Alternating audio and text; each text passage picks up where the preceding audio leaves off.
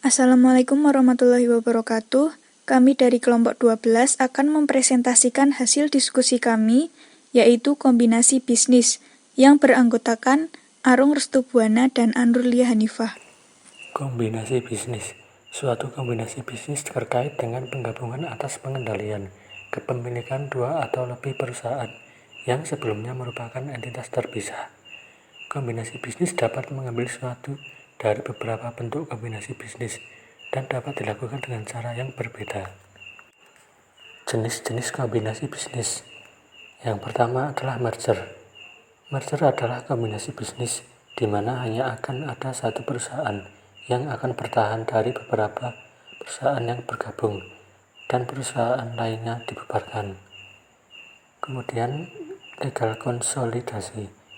Legal konsolidasi adalah kombinasi bisnis di mana kedua perusahaan yang melakukan kombinasi bisnis langsung dibubarkan dan aset serta liabilitas dari kedua perusahaan ditransfer ke perusahaan yang baru dibentuk. Kemudian yang selanjutnya adalah akuisisi saham.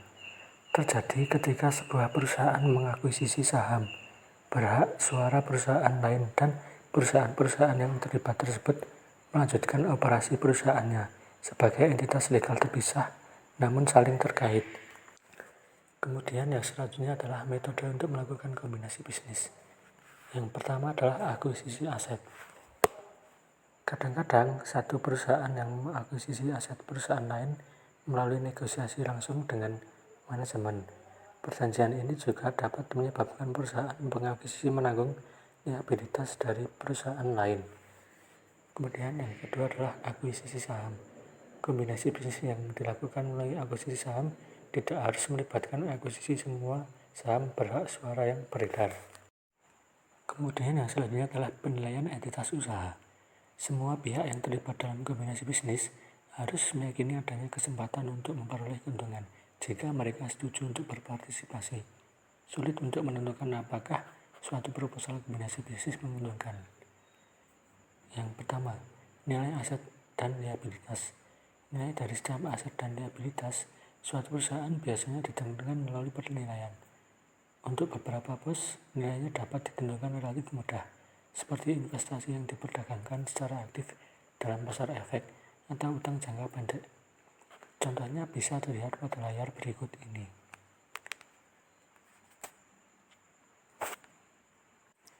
Kemudian yang kedua adalah nilai laba potensial. Metode lain untuk menilai suatu perusahaan adalah menghitung nilai sekarang dari arus kas masa depan yang diharapkan akan dihasilkan perusahaan.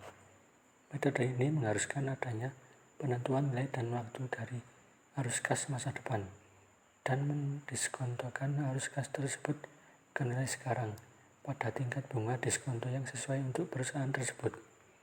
Contohnya bisa dilihat pada layar berikut ini. Kemudian yang terakhir adalah penilaian kepentingan yang dipertukarkan. Ketika satu perusahaan mengakuisisi perusahaan lain, harus diperhatikan nilai kepentingan yang akan dipertukarkan.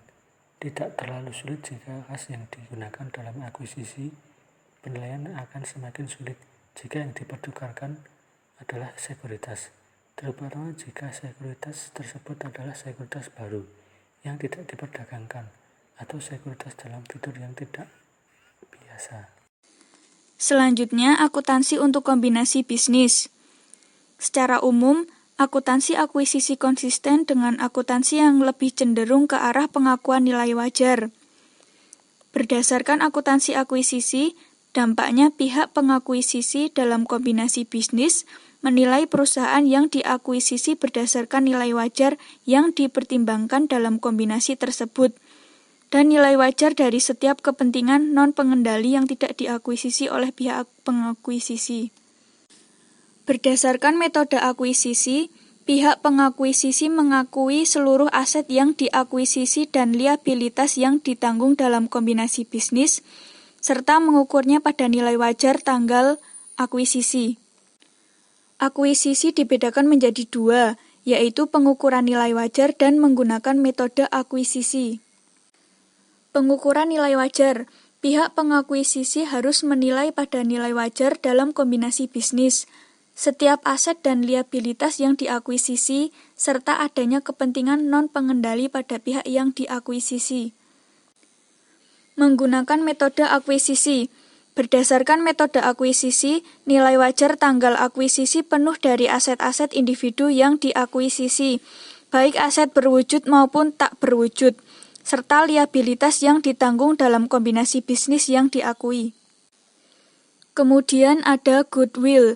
Secara konseptual, goodwill sebagaimana terkait dengan kombinasi bisnis, terdiri atas seluruh faktor-faktor berwujud yang memungkinkan sebuah usaha memperoleh laba di atas rata-rata. Berdasarkan metode akuisisi, pihak pengakuisisi mengukur dan mengakui goodwill dari kombinasi bisnis berdasarkan hubungan antara total nilai wajar perusahaan yang diakuisisi dan nilai wajar dari aset bersih teridentifikasi. Sebagai contoh perhitungan goodwill, asumsikan bahwa PT Angkordok mengakuisisi seluruh aset PT Zandoso sebesar 400 juta. Ketika nilai wajar aset bersih teridentifikasi PT Zandoso adalah 380 juta, goodwill diakui senilai 20 juta, yaitu selisih antara total yang dipertimbangkan dan nilai wajar aset bersih teridentifikasi yang diakuisisi.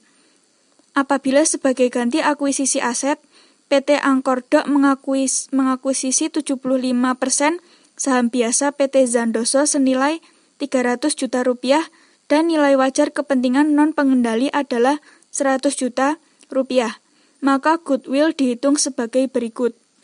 Perhatikan bahwa jumlah goodwill tidak terpengaruh oleh fakta bahwa apakah mengakuisisi 100% pihak yang diakuisisi atau kurang dari itu. Akan tetapi, nilai wajar kepentingan non-pengendali memiliki pengaruh terhadap jumlah goodwill yang diakui. Pada contoh yang diberikan, nilai wajar kepentingan pengendali atau pemilik entitas induk dan non-pengendali adalah proporsional masing-masing dinilai pada jumlah yang sama dengan proporsi kepemilikan saham dan mengimplikasikan total nilai wajar dari perusahaan yang diakuisisi sebesar 400 juta. Kemudian kombinasi bisnis yang terpengaruh karena pembelian aset bersih. Karena satu perusahaan mengakuisisi seluruh aset bersih dari perusahaan lainnya, dalam sebuah kombinasi bisnis, pihak pengakuisisi mencatat pada pembukuannya aset-aset individu yang diperoleh dan liabilitas yang diambil alih dalam kombinasi serta nilai wajar yang dipertukarkan. Untuk mengilustrasikan aplikasi metode akuntansi akuisisi, untuk kombinasi bisnis yang terpengaruh melalui akuisisi aset bersih pihak yang diakuisisi. Asumsikan bahwa PT Pututaka mengakuisisi seluruh aset dan mengambil alih seluruh liabilitas PT Songkok dalam merger wajib dengan menertibkan ke PT Songkok 10.000 lembar saham senilai Rp10.000 per lembar saham biasa. Saham yang diterbitkan memiliki total nilai wajar 610 juta rupiah. PT Pututaka menanggung biaya legal dan penilaian sebesar 40 juta rupiah dalam hubungannya dengan kombinasi bisnis tersebut dari biaya emisi saham sebesar 25 juta rupiah. Dalam merger PT Pututaka atau PT Songkok, total selisih sebesar 310 juta rupiah merefleksikan perbedaan antara nilai wajar total dari saham yang diterbitkan PT Pututaka dan nilai tercatat dari aset bersih PT Songkok yang direfleksikan pada pembukuannya saat tanggal kombinasi bisnis. Porsi dari perbedaan tersebut adalah 210 juta rupiah disebabkan oleh nilai yang meningkat dari aset bersih PT Songkok dalam nilai buku. Sisa dari perbedaan tersebut 100 juta rupiah yang disebut goodwill. Biaya akuisisi asosiasi terkait sebesar 40 juta rupiah ditimbulkan oleh PT Pututaka dalam melakukan kombinasi bisnis dengan PT Songkok dibebankan seperti yang seharusnya. Porsi dari 25 juta rupiah pada biaya penerbitan saham terkait dengan penerbitan saham untuk mengakuisisi PT Songkok mungkin timbul pada berbagai waktu. Untuk memfasilitasi pengakumulasian jumlah ini, sebelum mencatat kombinasi bisnis, PT Pututaka mencatat jumlah tersebut dengan akun suspense sementara yang terpisah. Ayat jurnal untuk dua transaksi ini adalah sebagai berikut. Kemudian pada tanggal kombinasi bisnis PT Pututaka mencatat kombinasi bisnis tersebut dengan jurnal berikut. Kemudian ayat jurnal yang dicatat oleh perusahaan yang diakuisisi. Pada tanggal kombinasi bisnis, PT Songkok mencatat jurnal berikut ini untuk mengakui penerimaan saham PT Pututaka dan transfer seluruh aset dan liabilitas individu kepada PT Pututaka. PT Songkok mengakui nilai wajar saham PT Pututaka pada saat pertukaran dan mencatat keuntungan sebesar 310 juta. Pembagian saham PT Pututaka dan likuidasi PT Songkok dicatat pada pembukaan PT Songkok dengan jurnal berikut. Akuntansi untuk goodwill. Goodwill yang berasal dari merger dicatat oleh pihak pengakuisisi senilai selisih antara nilai wajar yang dipertukarkan dengan nilai wajar aset bersih teridentifikasi yang diakuisisi. Goodwill diarahkan pada jumlah tercatat, kecuali jika mengalami penurunan nilai. Goodwill harus dilaporkan sebagai bagian terpisah pada laporan posisi keuangan. Kerugian penurunan nilai goodwill terjadi setelah pencatatan goodwill yang harus dilaporkan sebagai bagian terpisah pada laba operasi di laporan laba rugi. Kecuali jika kerugian terkait dengan operasi yang dihentikan, dalam hal ini kerugian dilaporkan di bagian operasi yang dihentikan. Sebagai contoh penurunan nilai goodwill, asumsikan unit pelaporan A mendapat alokasi 100 juta rupiah dari goodwill yang timbul dari kombinasi bisnis. Berikut adalah aset dan liabilitas yang dialokasikan ke unit pelaporan A. Kemudian pembelian dengan diskon. Terkadang nilai wajar yang dipertimbangkan dalam sebuah kombinasi bisnis bersama dengan nilai wajar ekuitas yang telah dimiliki pihak yang diakuisisi dan nilai wajar kepentingan non-pengendali pihak yang diakuisisi. Mungkin kurang dari nilai wajar aset bersih teridentifikasi dari pihak yang diakuisisi, sehingga menghasilkan pembelian dengan diskon. Hal ini mungkin terjadi, misalnya dengan penjualan yang dipaksakan. Untuk mengilustrasikan penghitungan untuk diskon pembelian, asumsikan bahwa dalam contoh sebelumnya dari PT Pututaka dan PT Songkok, PT Pututaka dapat mengakuisisi PT Songkok sebesar 500 juta rupiah. Walaupun nilai wajar dari aset bersih teridentifikasi PT Songkok diestimasikan sebesar 510 juta rupiah, dalam kasus diskon pembelian sederhana tanpa kepemilikan saham atau kepentingan non-pengendali ini, nilai wajar aset bersih teridentifikasi melebihi pertukaran perbandingan oleh PT Pututaka dan pertumbuhan 10 juta rupiah yang disebabkan PT Pututaka telah diakui. Dalam perhitungan untuk diskon pembayaran atau kas dan pembukaan PT Pututaka, ayat jurnal berikut menggantikan ayat jurnal sebelumnya. Kemudian kombinasi bisnis melalui pembelian saham. Perusahaan yang diakuisisi tetap berdiri dan perusahaan pembeli mencatatnya sebagai investasi pada saham biasa dari perusahaan yang diakuisisi, bukan mencatat masing-masing aset dan liabilitas.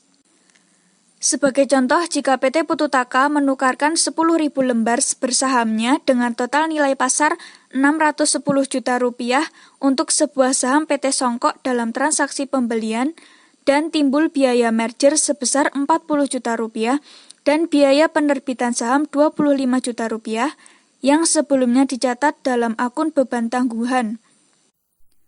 PT Pututaka mencatat ayat jurnal berikut pada saat penerimaan saham PT Songkok.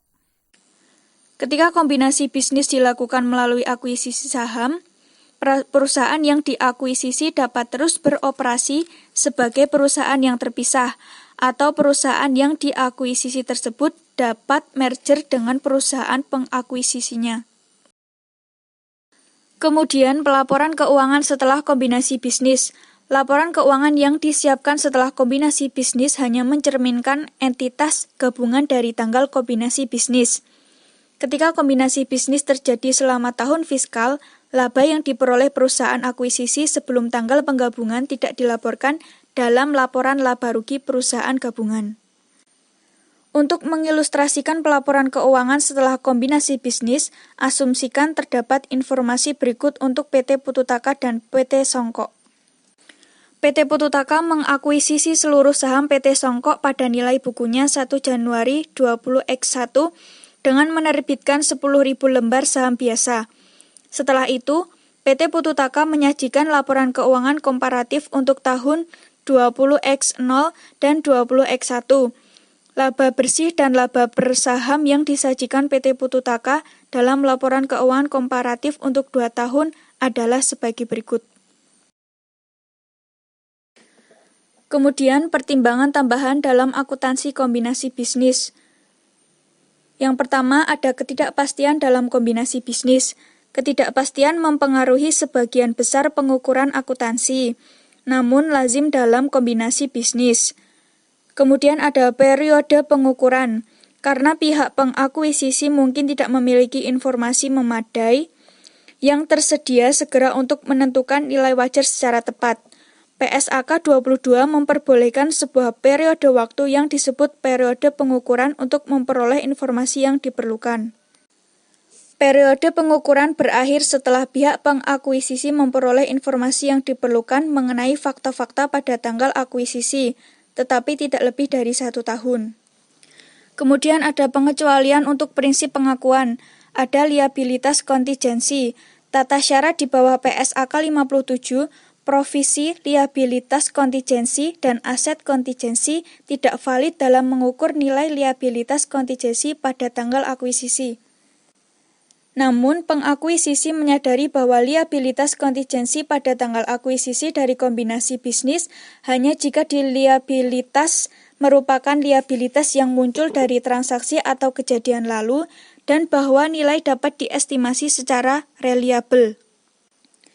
Setelah pengakuan awal dan sampai liabilitas diselesaikan, dibatalkan atau kadaluarsa, pihak pengakuisisi mengukur liabilitas kontingensi yang diakui dalam kombinasi bisnis pada nilai yang lebih tinggi antara yang pertama, jumlah yang seharusnya diakui sesuai dengan PSAK 57, provisi, liabilitas kontingensi, dan aset kontingensi, atau B, jumlah yang pada awalnya diakui setelah dikurangi amortisasi yang dapat diterapkan, jika dapat ditentukan.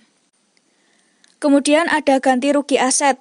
Dalam setiap periode pelaporan, pengakuisisi mengukur ganti rugi aset yang dikenali pada tanggal akuisisi menggunakan dasar yang sama seperti yang digunakan dalam penjaminan aset atau liabilitas, subjek pada batasan kontraktual pada jumlahnya, atau jika ganti rugi tidak dapat diukur pada nilai wajarnya pada tanggal akuisisi, maka hal tersebut harus diukur berdasarkan pada penilaian manajemen pada kolektabilitas ganti ruginya.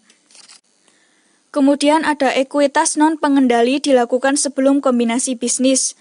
Pengakuisisi yang mengambil posisi ekuitas dalam akuisisi dan secara langsung mendahului tanggal akuisisi harus merevaluasi ulang posisi ekuitas pada nilai wajarnya pada tanggal akuisisi dan menyadarkan laba atau rugi pada evaluasi ulang. Kemudian ada akuisisi melalui kontrak. Pada beberapa contoh, pihak pengakuisisi mungkin memperoleh kendali pada pihak yang diakuisisi tanpa mentransfer nilai wajar atau menerima kepemilikan saham pada pihak yang diakuisisi. Kendali diperoleh melalui kontrak saja.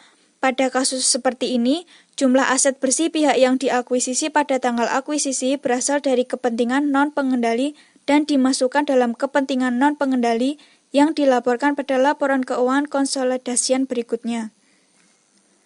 Kemudian ada pengungkapan PSAK 67 Revisi 2013 tentang pengungkapan kepentingan dalam entitas lain dan PSAK 22 Kombinasi Bisnis mengharuskan bahwa pihak pengakuisisi mengungkapkan informasi yang memungkinkan pengguna laporan keuangan dapat mengevaluasi sifat dan dampak keuangan dari kombinasi bisnis yang terjadi. Yang pertama, selama periode pelaporan berjalan atau setelah akhir periode pelaporan tetapi sebelum tanggal laporan keuangan diotorisasi untuk terbit. Sekian presentasi dari kami. Apabila terdapat kesalahan kami mohon maaf. Wabillahi taufik wal hidayah. Wassalamualaikum warahmatullahi wabarakatuh.